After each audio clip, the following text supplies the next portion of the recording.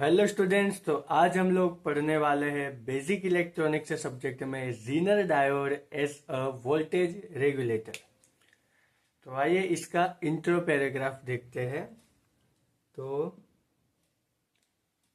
This is the most important application of zener diode.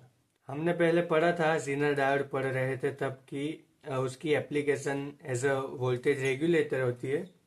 उसकी और भी कई एप्लीकेशन है, लेकिन उसकी मोस्ट इम्पोर्टेंट जो एप्लीकेशन है वो है वोल्टेज रेगुलेटर।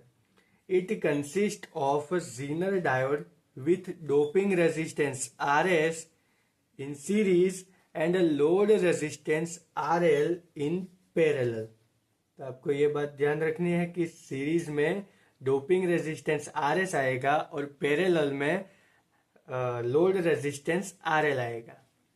और आगे, the fluctuating input is provided across the Zener diode. Zener diode के अक्रॉस हम इनपुट प्रोवाइड करेंगे और जो आउटपुट हमें मिलेगा वो लोड रेजिस्टेंस RL के अक्रॉस मिलेगा। तो इंट्रो पैराग्राफ में बस इतना ही था।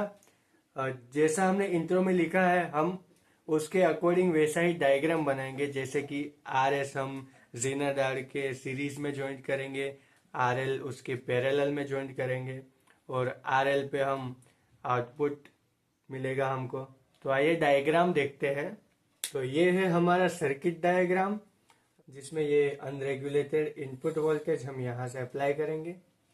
और जैसा हमने इंट्रो पैराग्राफ में बोला था, ये जीनर डायोड के सीरीज में कनेक्टेड है रेजिस्टेंस RS और जीनर डायोड के पैरेलल में कनेक्टेड है resistance RL।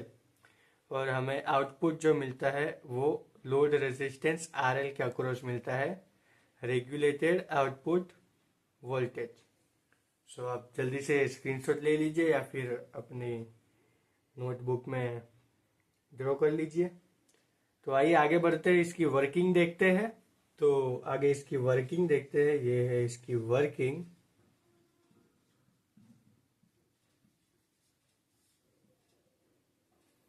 When input voltage increase beyond a certain limit, the current through the circuit rises sharply, causing a sufficient increase in voltage drop across the resistance RS.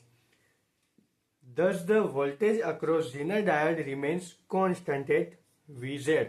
So, इससे पहले का paragraph ये था कि जब input voltage increase होता है तो उसके बाद का पैराग्राफ है कि इनपुट वोल्टेज जब डिक्रीज होता है तब current, when the input voltage decrease, then current through the circuit down sharply, causing a sufficient decrease in voltage across the resistance RS.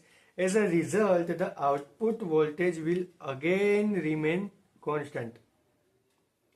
तो यहाँ पर zener diode as a voltage regulator हमारा question यहाँ पर खत्म होता है। तो आज के वीडियो में बस इतना ही। मिलते हैं नेक्स्ट वीडियो में।